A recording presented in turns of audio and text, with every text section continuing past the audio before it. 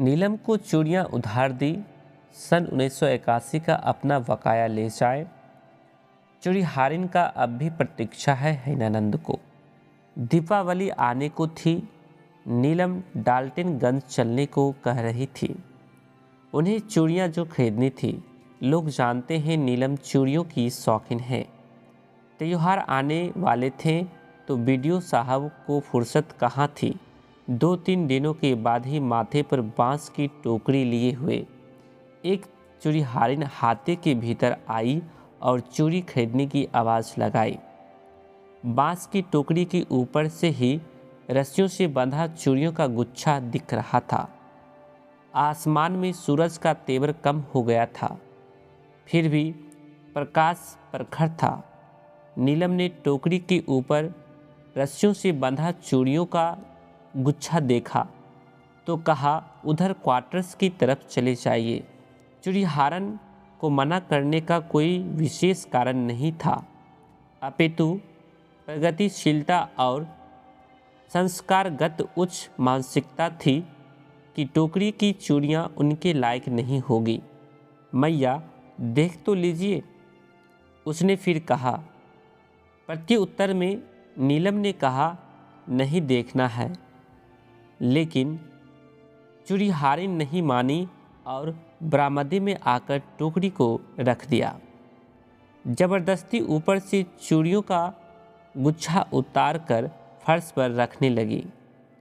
नीलम ने देखा, रस्सियों से बंधी चूड़ियों के नीचे नए डिजाइन की चूड़ियों का ढेर सारा डब्बा है।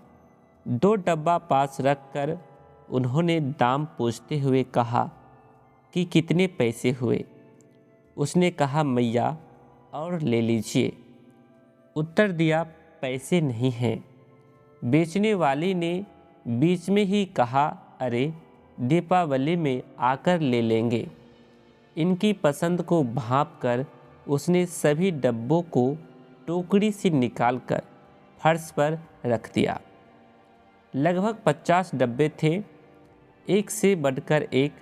मज़े की बात यह है कि सभी चूड़ियाँ उन्हीं की कलाई की साइज़ की थी। टोकरी अब खाली हो चुकी थी।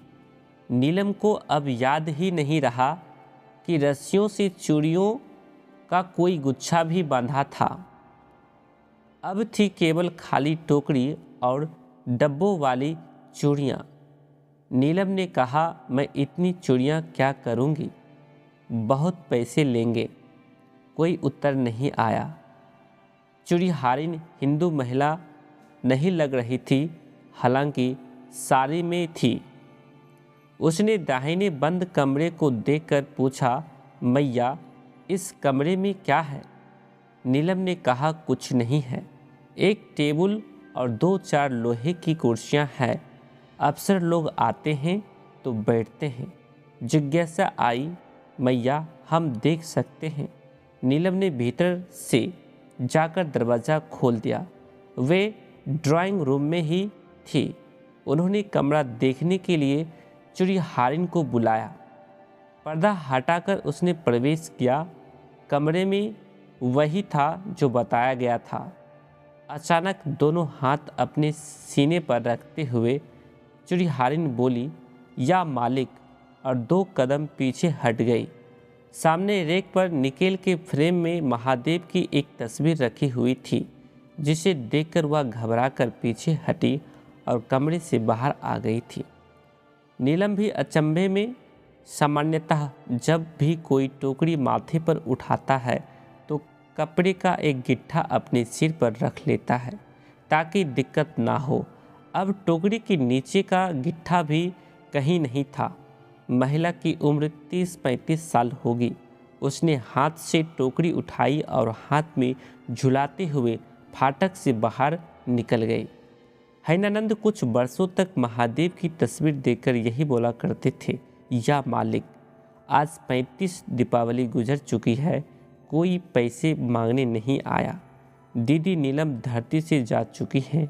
हैनानंद अब भी प्रतीक्षा में है कि शायद किसी दीपावली के दिन कोई चूड़ीहारिन आकर अपना उधार ले जाए, सन 1981 का अपना बकाया ले जाए। काश ऐसा हो पाता, कुछ तो दिल का बोझ घटता। प्रस्तुत कहानी पुस्तक अनमिल आखर से लिया गया है। इनकी लेखिका अनुनीता दीदी हैं। इस कहानी को पूरा जानने के लिए इस पुस्तक को ऑनलाइन ऑर्डर करके अपने घर मंगवा सकते हैं। डिस्क्रिप्शन में लिंक है, चेकआउट कर लीजिएगा। सभी को प्रणाम भाई बहन। आशा करता हूँ आपको ये समझ में आया होगा। इसमें जो बातें आप और समझना चाहते हैं हमें कमेंट करके ज़रूर बताएं।